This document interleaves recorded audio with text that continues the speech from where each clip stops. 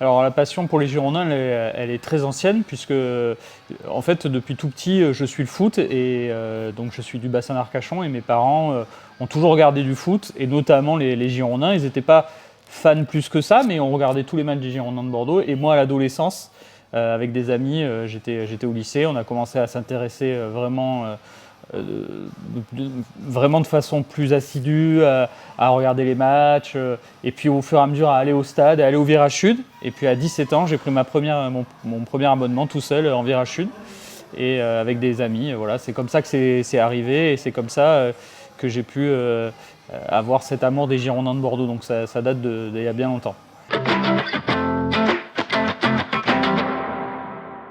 Alors, le premier match auquel j'ai assisté, c'était en 1987 ou 1988.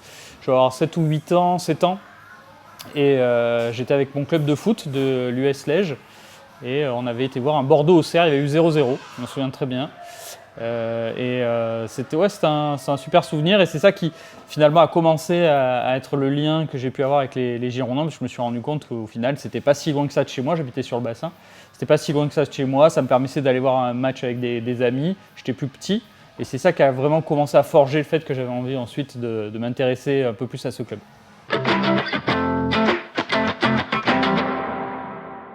On sortait de la grosse période des Girondins qui était dans les années 80, on va dire à l'apothéose 85, sûrement une des meilleures équipes d'Europe. Donc on arrivait sur la fin du cycle Claude Blaise aussi, moi quand j'ai commencé à suivre le club. Et puis on a revécu, donc on est descendu administrativement, on est remonté l'année d'après. Et avec, c'est vrai, là où j'ai commencé à être un peu plus assidu, on retrouvait ça. Il y a eu évidemment cette épopée en Coupe d'Europe en 96. Et moi, quand j'ai été abonné, ma première année d'abonnement, en fait, c'est l'année où on chercher le titre en 99 au final, donc ou l'année d'après.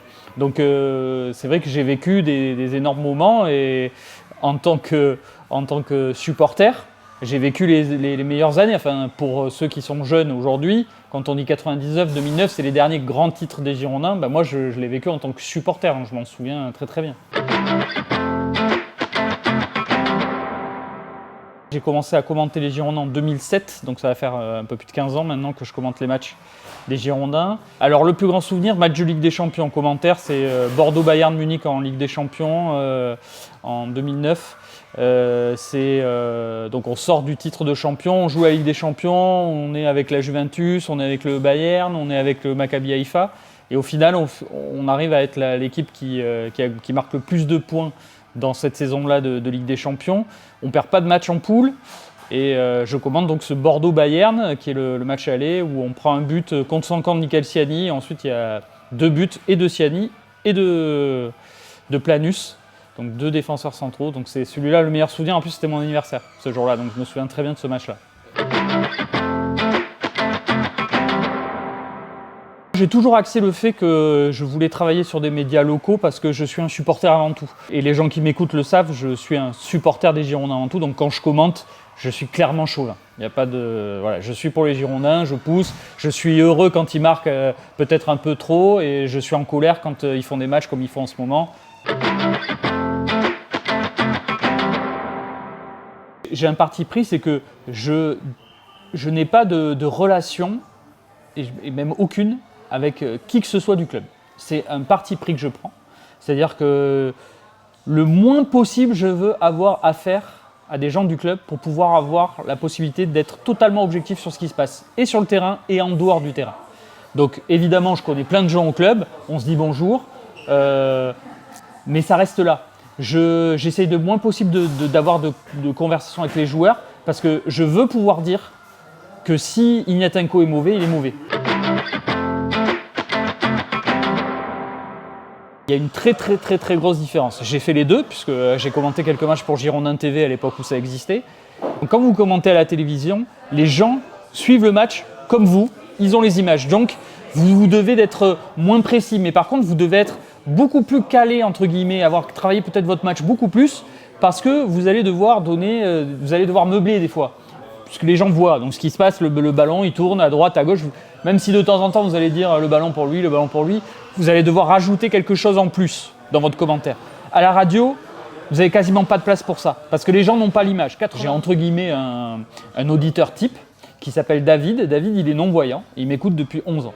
Et en fait, je me sers de lui pour commenter les matchs parce que il le sait pas, hein, peut-être qu'il entend ça, mais comme je sais qu'il n'a pas les images et qu'il ne les aura jamais, malheureusement, je me dis, il faut que tu commentes pour que David sache exactement ce qui se passe sur le terrain. Donc, comme je sais qu'il m'écoute à tous les matchs, très souvent, je commente pour lui parce que je sais qu'il faut que je lui dise que le ballon est à gauche. Je sais qu'il faut lui dire que l'action se joue à droite, collée à la ligne de touche, à hauteur de la surface de réparation. C'est très difficile pour un commentateur radio de devoir vraiment être très précis sur ce qui se passe. Mais comme je pense à David, je me dis, bon, mais David, il voit pas, il faut. Et très souvent, ça me ramène, quand je pars, ça me ramène à la réalité. Je me dis, David, pense à David, il faut que tu commentes pour David. Voilà, c'est très important. Et il y a des gens aussi déficients visuels qui nous écoutent et la radio, elle sert à ça aussi.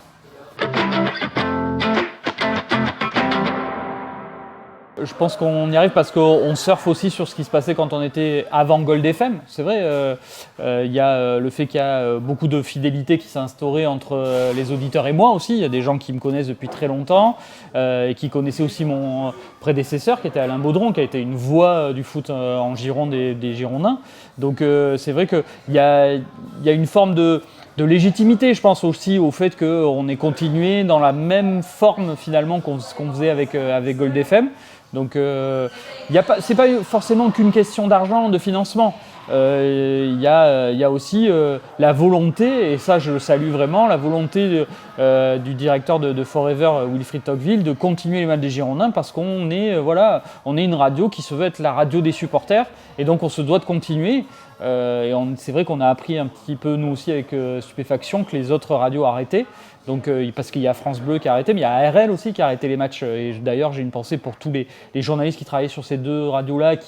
Alors même si je sais que mes collègues de France Bleu continuent à faire des émissions sur les Girondins, mais c'est vrai que par exemple les collègues d'ARL, eux, ont arrêté, vont arrêter, ne s'occupent plus des Girondins. Et je sais que c'est difficile et je me mets à leur place. Quand on m'a dit que je défendais David Guillon, c'était pas une défense, c'est que je donnais un avis sur le fait que je pense encore aujourd'hui que le problème n'est pas l'entraîneur, le problème vient des joueurs. Il se trouve que quand je dis des choses à la radio, souvent c'est repris par des sites de supporters et que sur les réseaux, ça balance, Julien B a dit ça, Julien B. Bon, il se trouve que sur les réseaux, quand ça balance, au début je m'en foutais un peu. Puis quand ça commence à venir vous insulter en DM, une fois, deux fois, trois fois, c'est lourd, mais au bout d'un moment, vous passez outre. Bref, ça fait partie du jeu. Quand on est entre guillemets un petit personnage public du coin, forcément, vous savez que vous pouvez en pâtir de ça. Mais quand ça commence à venir dans votre vie privée, là, ça ne va pas. Et c'est simple, mon fils, en fait, qui avait un compte Twitter depuis longtemps, des supporters sont amusés à aller le chercher, l'insulter, lui dire « on va crever ton père », enfin des choses complètement idiotes, qui ne servent absolument à rien. Donc une plainte a été déposée. Et j'ai décidé de me retirer et je pense que c'est la meilleure des choses parce qu'au final, ce qui se passe sur ce réseau ne correspond absolument plus à ma façon de voir les supporters et je sais qu'ils ne sont pas tous comme ça donc ça me permettait de rester sur les trucs, comme dit mon fils, les trucs de vieux, Facebook et Instagram et ça me va très bien. Voilà.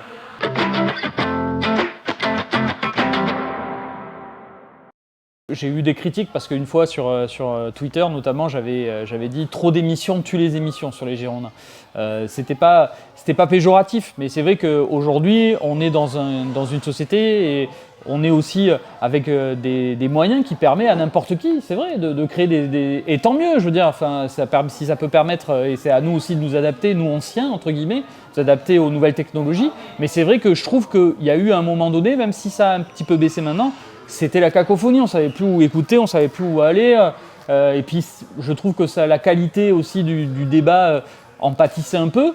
Donc c'est vrai que j'ai dit que c'était par moments un petit peu trop. Je pense qu'il y a de la place pour tout le monde. Moi ce que je disais c'était attention, trop d'émissions tuent les émissions. C'était ça que je disais. Je faisais un métier qui s'appelait rédacteur graphiste, qui n'existe plus forcément trop aujourd'hui, qui est un métier qui est en train de s'éteindre. Un métier lié aux maisons d'édition, aux sociétés d'édition, qui permet de lier et le journalisme et le graphisme, et notamment la mise en page de magazines, la mise en page de journaux. Donc moi, mon vrai métier, c'est ça, c'est rédacteur graphiste. Et donc c'est un métier qui aujourd'hui est lié à la communication. C'est pour ça que moi j'ai été formé en tant que rédacteur graphique. Je suis rentré dans une société d'édition qui travaillait sur le bassin d'Arcachon, qui faisait des magazines notamment automobiles. Je suis rentré, donc j'ai fait toute une formation avec eux dedans, à l'intérieur. Et ensuite, je suis resté 20 ans. Et lorsque la société, c'était la société du groupe de presse Michel Hommel, quand elle a été liquidée, moi j'ai créé ma propre société de communication qui me permet de continuer ce travail-là, évidemment qui s'appelle plus rédacteur graphiste, mais qui me permet de pouvoir continuer à faire des magazines automobiles, des magazines sur du foot, sur du rugby. Voilà, donc je suis en lien avec des maisons d'édition et des sociétés d'édition pour faire ces magazines, ces livres, et c'est mon travail principal. Et en fait, lorsque j'étais dans cette boîte-là, j'ai eu la carte de presse et j'ai toujours voulu, plus jeune, j'ai toujours voulu commenter des matchs. Donc en fait, je me suis lié avec un site de supporters à l'époque qui m'a dit « Tiens, ça serait bien qu'on essaye de commenter un match pour voir, est-ce que ça te dit ?» J'ai dit bah, « Ouais, banco, essayons. » On a essayé, c'était en 2006. On a essayé, ça a été un carton sur Internet. On a été les premières radios locales, entre guillemets, à diffuser sur Internet. Et c'est comme ça qu'on a commencé, c'est comme ça que j'ai commencé. Puis ensuite, il y a une autre petite radio locale qui n'existe plus aujourd'hui, qui s'appelait TRG, qui m'a dit je pense que ça serait bien qu'on travaille ensemble. Et puis de fil en aiguille, j'ai commenté des matchs. Et puis après, je suis arrivé sur Gold FM, qui était la radio du club. Et Gold FM a été racheté et c'est devenu Forever. Quand on vous apprend que vous allez être licencié après 20 ans de boîte, c'est difficile. Il faut tout de suite réfléchir à l'après. Donc c'est ce que j'ai fait. J'ai eu le temps, heureusement, de pouvoir me retourner, de pouvoir créer la société d'édition qui s'appelle Frisbee Communication, qui me permet de continuer à faire ce que je fais. Mais c'est vrai que oui, ça a été compliqué parce qu'il faut acheter du matériel, parce que voilà, il faut se lancer tout seul. On n'est pas aidé, il faut trouver des clients, c'est pas évident. Donc j'ai eu un moment de transition difficile. Mais heureusement, j'avais toujours la radio à côté, donc ça me permettait quand même d'être aussi toujours focalisé sur les Girondins. Voilà, j'ai deux travails.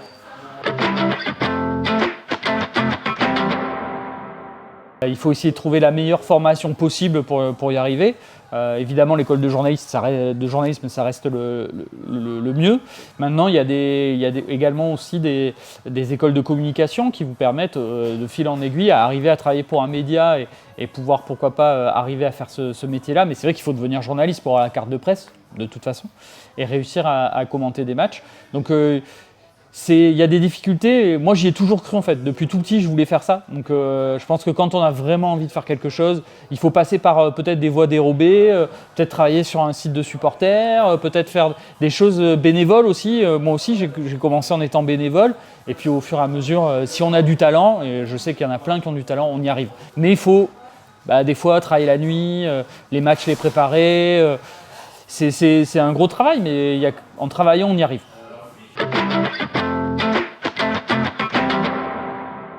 Quand on allait quitter l'Escure, je me suis dit c'est fou quand même, on va quitter le parc l'Escure et il n'y a aucune trace écrite.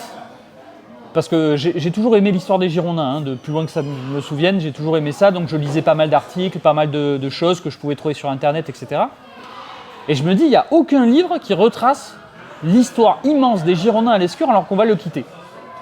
Et j'ai commencé à me dire, c'est peut-être que ce serait bien qu'à la radio, et donc j'ai demandé au patron de Gold FM à l'époque, ce serait bien que je fasse des petites pastilles sur les joueurs liés avec le stade, les plus grands joueurs de l'Escure.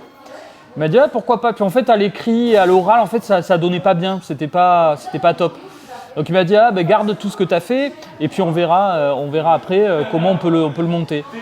Et puis au final, ça allait pas, donc j'ai cherché, je me suis dit, il faut que j'arrive à sortir ça, il faut qu'on arrive à trouver quelque chose. Donc je me suis rapproché d'un de mes collègues journalistes qui s'appelle Laurent Brun. Je savais qu'il était fan d'histoire, je savais qu'il avait énormément d'anciens maillots des Girondins.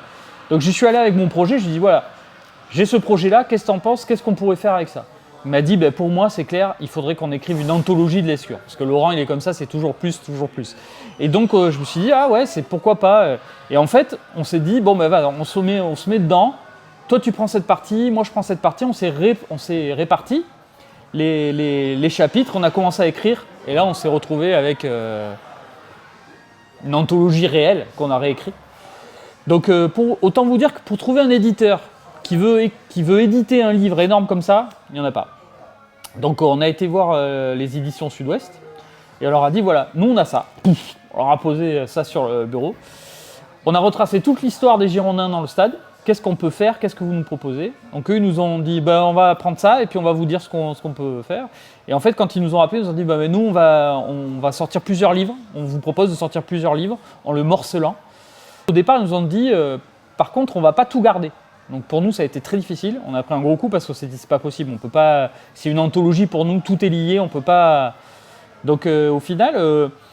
On a édité par nous-mêmes d'abord le premier livre, qui était des choses que les éditions Sud-Est ne voulaient pas, donc c'était surtout lié aux supporters. On avait fait toute l'histoire des Ultramarines, des Devils, même on avait raconté pourquoi ça ne marchait pas au virage nord, etc. Tout ça on avait gardé. On a édité nous-mêmes le livre qui s'appelle Supporters. Ensuite on a sorti 2 autres livres avec Sud-Ouest, L'Escure et les Girondins, qui parlaient que des Girondins et des grands joueurs, et L'Escure 80 ans, qui retrace 80 ans là, de sport, donc foot, mais tous les sports qui ont eu lieu à l'Escure, c'est énorme en fait. Le premier match de l'histoire du Matmut, il est fou parce que je veux dire, c'est le coup d'envoi donné par Zidane, c'est un Bordeaux, Bordeaux-Montpellier, je me souviens bien, 42 000 personnes, première fois qu'on avait autant de monde pour un match des Girondins à Bordeaux, donc c'était vraiment un moment extraordinaire, même si je me souviens plus trop de souvenirs tant que ça du match en lui-même. Enfin si, les 2 buts de Roland, etc., je m'en souviens, mais match en lui-même, pas trop de souvenirs. Mais pour l'instant, c'est fou de le dire, mais vraiment le seul match qui me marque un peu, c'est celui-là. Après, il y a eu des matchs un petit peu en Coupe d'Europe. On se souvient de Genk, c'était sympa. On se souvient de Liverpool qui vient jouer au Matmut. Voilà, je m'en souviens, mais vraiment un match très beau à commenter. Il n'y a pas eu des tas, voire peut-être pas du tout encore au Matmut. Voilà, c'est Rodez, ouais, vraiment, tout était réuni. Mais tout, l'apothéose qu'aurait pu être une large victoire, tout était fait pour que ce match soit un match vraiment ancré dans l'histoire des Girondins de Bordeaux de la meilleure des façons, et malheureusement il l'est, mais de la pire des façons. Et ça, c'est vraiment dommage. Le pire, c'est que, je ne vais pas dire que j'ai un 6e sens, mais j'ai toujours senti quand il va se passer quelque chose, en positif et en négatif, ça m'arrive.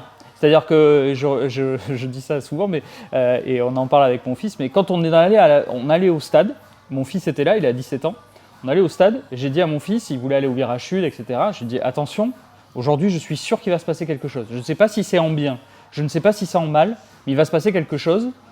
Et je pense qu'il faut que tu fasses attention si tu es dans le virage. Fais attention aujourd'hui parce que je savais que beaucoup de monde allait vouloir être dans le virage ce jour-là et on l'a vu. Hein, des échos que j'en ai, on a frôlé des drames quand même dans le virage parce que tout le monde voulait aller dans le virage sud, même ceux qui n'avaient pas des places dans le virage.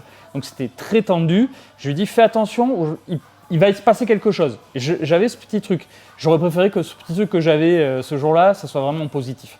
Pas en négatif comme ça, parce que là, franchement, on nous a annihilé la chance d'aller chercher peut-être, je le dis, mais vraiment l'un des plus beaux moments peut-être pas de l'histoire, mais en tout cas de la récente histoire du club. Ça, c'est clair. Il se passait quelque chose. Dans la voiture, j'ai eu ce côté-là où je me suis dit ça peut aussi tourner en négatif, mais c'est vu que quand j'arrive au stade, que je vois que les gens sont là depuis 1 heure, 2 heures, qu'il y a une ambiance particulière. Je me dis là, on est vraiment dans les... Voilà, il va se passer quelque chose. En plus, je commente le match avec un ami qui est aussi une personne importante de l'histoire du club, c'est Gernot Rohr, qui commentait avec moi.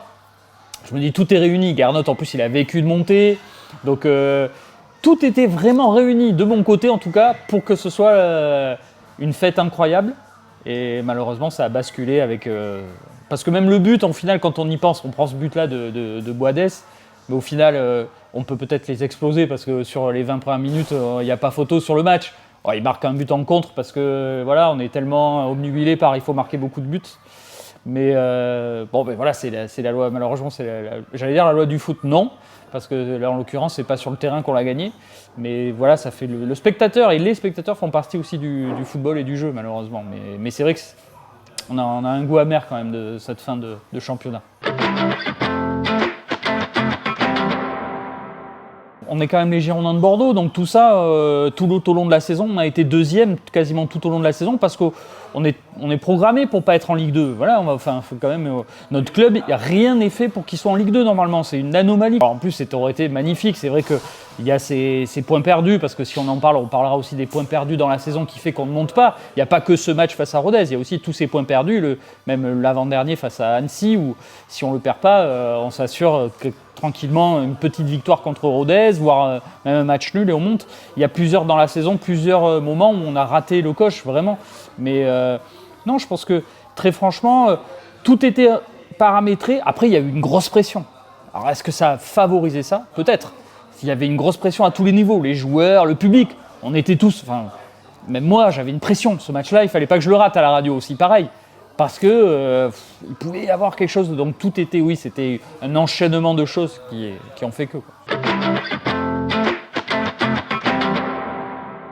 Heureusement, j'ai un binôme puisque je suis avec Guillaume qui est mon réalisateur pendant les matchs depuis de très nombreuses années, donc on a l'habitude de fonctionner ensemble et c'est vrai qu'il a très bien géré, il m'a envoyé des messages pour me dire bon ben là on va partir en publicité, là on va partir de temps en temps on mettait aussi de la musique parce que très franchement il se passait rien, on attendait, comme tout le monde. Donc on faisait une pause musicale d'un titre, je revenais, je refaisais un point sur tout ce qui s'était passé. Oui, il faut meubler, donc il fallait réussir aussi à tenir en haleine les gens qui n'avaient pas les images et qui n'avaient que la radio pour suivre ce qui se passe en l'occurrence il ne se passait rien sur le terrain, mais ce qui se passe dans le stade du moins. Et en plus on avait des informations qui n'étaient pas les bonnes au final, puisque moi on m'avait dit qu'il était parti à l'hôpital, c'est des informations qui nous remontaient des vestiaires, qu'il est parti à l'hôpital, que c'était pas vrai, qu'il avait une commotion, on l'a su qu'après la commotion, mais que c'était assez grave, c'est pas vrai. On a pu commenter les images parce qu'à un moment donné, beIN Sport qui diffusait le match nous ont diffusé des images qu'on avait sur nos écrans de contrôle, et là on a pu voir la supercherie de Lucas Boadès aussi. J'ai revu les images 120 fois, on voit bien que si à peine il est touché, c'est pas normal qu'il s'effondre comme ça. On voit bien qu'il y a un de ses coéquipiers qui vient le protéger, qui lui met quelque chose au niveau de la gorge. Donc moi tout ça j'explique en fait. J'explique au fur et à mesure aux gens en disant oui, il y a cette histoire du supporter, mais oui derrière il se passe quelque chose qui est pas normal aussi du côté de Rodez. Donc voilà, on explique aussi que les Ruténois avaient dit à l'arbitre qu'ils ne voulaient pas reprendre le match, se sentant en danger. Voilà, tout ça, il faut le raconter. Donc au final, mais oui, ça a été, c'est pas le métier qu'on aime. Très franchement, c'est pas ce que j'aime faire. Mais il faut le faire.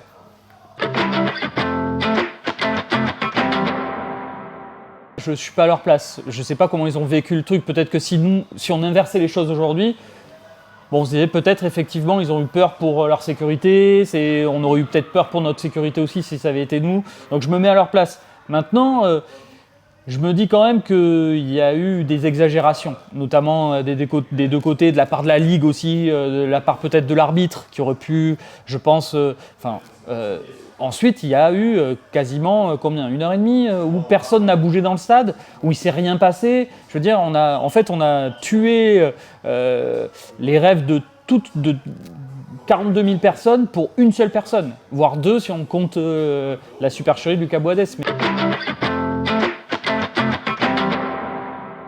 ça faisait partie du truc aussi de mettre la pression et sur le Rodez et sur Lucas Boadès. Après, il faut dire ce qu'il y a, ils ont plutôt bien tenu le coup, les Ruténois je veux dire, il faut un match qui est plutôt correct, même si les 30 premières minutes, ils ont été mangés, mais après, il faut un match très correct, ils ont été, voilà, je trouve que quand Lucas Boadès sort, qu'ils se lèvent tous pour l'applaudir, voilà, c'est mettre de l'huile sur le feu, bon, voilà, mais on savait qu'il allait se passer ce genre de choses, qu'eux allaient défendre leurs joueurs et que le virage ou que le stade allait le conspuer. On le savait avant même que le match commence. On savait que ça se passerait comme ça.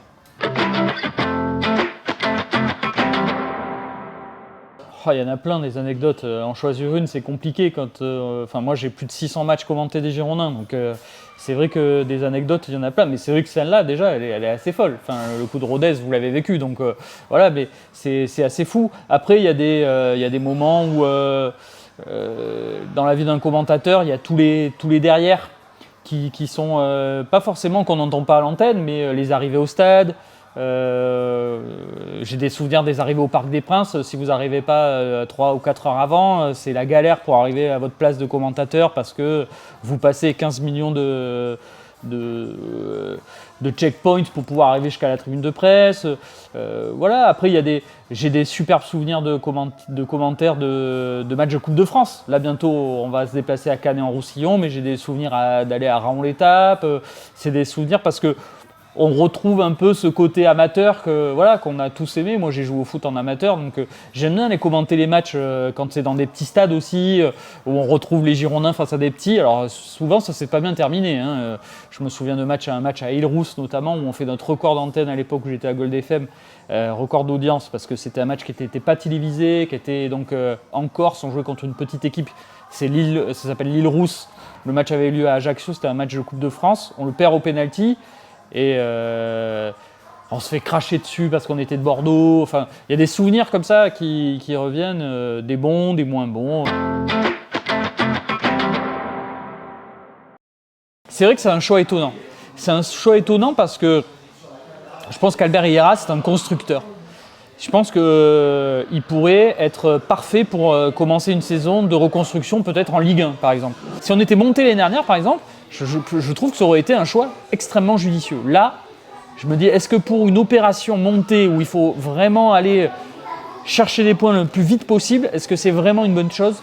Ça, seul l'avenir va nous le dire. Je pense que techniquement, il va y avoir de l'évolution, sauf qu'aujourd'hui, on a tellement besoin de points que je ne sais pas si vraiment faire une révolution comme ça, c'est le bon moment.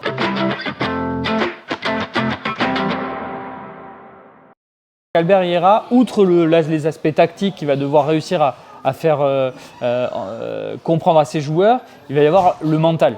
Parce que clairement, on voit que cette équipe, elle souffre d'un vrai problème mental et qu'elle a tendance à baisser vite le nez lorsque l'adversité se pointe dans un match. Et la deuxième chose, c'est qu'on a perdu, en fait, et on s'en rend compte, 2 joueurs qui étaient très importants. C'était Dylan Bakwa et Josh Maja. Parce qu'en fait, Josh Maja, on l'a eu beaucoup critiqué, mais au final, son jeu de haut but, son efficacité, alors certains vont me dire oui, mais il a marqué beaucoup sur ses 17 buts, beaucoup de pénaltys. Oui, mais il a marqué aussi beaucoup de buts dans la surface de réparation, sur beaucoup de centres qu'on ne voit plus trop cette saison, notamment de Bakwa, notamment des ailiers qui montaient beaucoup, qu'on n'a plus cette saison. Et pour moi, c'est 2 choses. Il y a ce mental-là, il y a peut-être aussi le manque de réussite, parce que nos attaquants ont du mal à trouver aussi le fond des filets, avec Badji qui n'est pas dans une super forme, Vipotnik qui évidemment je trouve fait un bon match contre Rodez mais manque cruellement de vitesse. Et donc là, quand on fait le rapport et la comparaison surtout avec Maja et Bakwa qui nous manquent aujourd'hui, on se rend compte qu'en fait il y a un vrai déficit là-dessus. On n'a pas d'attaquant en confiance aujourd'hui. On a un attaquant qui aurait pu être un numéro 9. Il n'est pas en confiance, c'est Livolan. On a Albert Ellis qui finalement décide de rester, fait des bonnes petites rentrées, et puis là pète un câble, et puis là il n'est pas là pendant 2 matchs. Non, mais on a un vrai problème offensif. Donc en fait, avant d'aller vouloir chercher marquer des buts et de trouver la possibilité de marquer des buts, il faut déjà qu'on arrive à trouver un attaquant qui soit en confiance. Si j'étais Admar Lopez, clairement, même si pour moi il est trop tôt pour le dire, il faudrait un récupérateur et un attaquant, un deuxième attaquant et peut-être un attaquant qui soit un petit peu plus aguerri à la Ligue 2. Donc il va falloir réussir à se trouver des occasions, casser les lignes et avoir des attaquants qui performent. Ça fait beaucoup de travail quand même.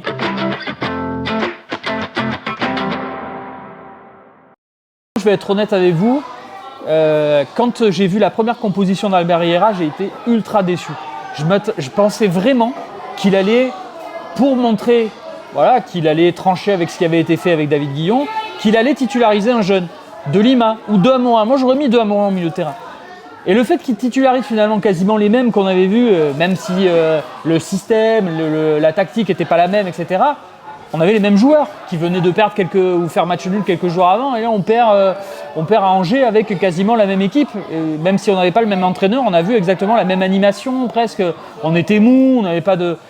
Je pense réellement qu'il faudrait qu'on mette un petit peu plus de jeunes. Ces jeunes, ils nous amènent de l'insouciance. Ce qu'on n'a plus aujourd'hui. On est revenu un peu dans notre matrice qu'on avait lorsqu'on est descendu, on calcule trop, on réfléchit trop, et donc, à un moment donné, quand on est comme ça, on perd des points, et finalement, on balbutie son foot.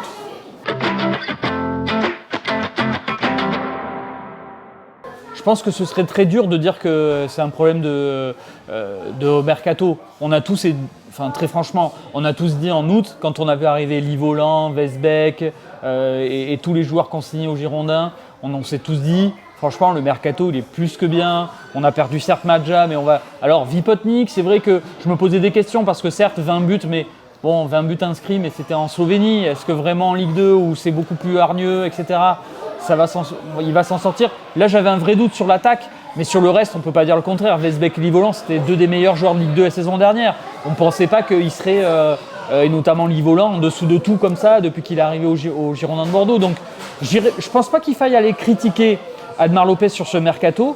Par contre, critiquer, je trouve, l'absence, parce qu'il y a une vraie absence de Gérard Lopez. Ça, on est en droit de le faire. Gérard Lopez, on vit un moment très compliqué. Il a fait une conférence de presse de 45 minutes, qui était somme toute logique, il fallait le faire, il fallait parler. Je trouve quand même qu'il y a un vrai problème au niveau de la représentation du club aujourd'hui, parce qu'on a un actionnaire qui est hyper présent dans les moments clés, c'est-à-dire qu'il faut le dire, c'est lui qui a remis des sous cet été, c'est lui qui a permis au club d'éponger cette lourde dette, et ça, il faut le dire, il faut le reconnaître. Mais le Girondin de Bordeaux, ils ont besoin d'une tête pensante à demeure. Et aujourd'hui, même si, quand il nous explique qu'il a des soldats, que sont Admar Lopez et Thomas Jacquemier, qui est aussi le directeur général du club, qui en sous-main est un genre de président bis, il faut le dire, toute la partie administrative, c'est lui qui la gère. Admar Lopez gère toute la partie sportive. Je pense que le club, il a besoin d'avoir un président. On a toujours eu un président à forte tête au Girondin, c'est vrai. On peut parler de trio évidemment, mais Claude Bèze, on est un club d'une longue lignée avec des présidents à forte tête. Le club a besoin d'une représentation aujourd'hui qu'il n'a pas. Je veux dire, le match de Rodez, le président n'était pas là. C'est pas normal. Le président doit être là pour un match comme Rodez, avec tout ce qu'on sait, ce qui s'est passé, etc. Je veux dire, il devait être là. Et on devait le voir. Voilà. Je suis pour moi, je pense qu'il faudrait nommer un président délégué. On rentre dans une vraie série de matchs très intéressants puisqu'on joue contre des équipes qui sont moins fortes que, entre guillemets, que nous. Enfin, en tout cas, jugées, parce que maintenant on verra sur le terrain, mais jugées. S'il y a des bons résultats là, je pense qu'on peut se relancer. Ça voudra dire, sur les 5-3, 75, 15 points qu'il y a à prendre, il faut au moins prendre plus de 10 points pour vraiment se relancer. Si on ne prend pas plus de 10 points pour se relancer là, ça va commencer vraiment à se sentir mauvais. Maintenant, je le rappelle souvent à l'antenne, moi, sur Forever, cette année, on revient avec les playoffs, donc jusqu'à la 5e place, on peut espérer aller chercher une montée en Ligue 1. Et en plus, je pense que Bordeaux est totalement fait pour les playoffs, moi, personnellement. Parce que le playoff, c'est jouer. Alors, 5e place, on ne joue pas à domicile, mais si on est 4e, on peut jouer à domicile. Ça peut être vraiment un genre de tournoi dans le championnat. Donc, ça peut être très sympa à jouer. Même si je sais que les supporters m'entendent dire ça, vont me dire mais il est fou ce type. Non, il faut qu'on soit dans les 2 premiers, ça c'est clair. Maintenant, je pense que déjà être dans les 2 premiers, ça semble compliqué. Mais il faut qu'on aille chercher de la 3e à la 5e, on peut le faire. Mais il faut 10 points là, un peu plus de 10 points sur les 5 prochains matchs. Dans 3-4 ans, j'espère en Ligue 1, clairement. Pourquoi pas jouer une Ligue Europa conférence, ce serait bien. Non, très franchement, en Ligue 1, ce serait déjà très bien. Mais en Ligue 1, il faut que Bordeaux soit en Ligue 1. C'est une anomalie que Bordeaux soit en Ligue 2, vraiment. Et alors, je dis pas si Bordeaux est en national. Donc, non. Je croise vraiment les doigts pour que Bordeaux soit en Ligue 1.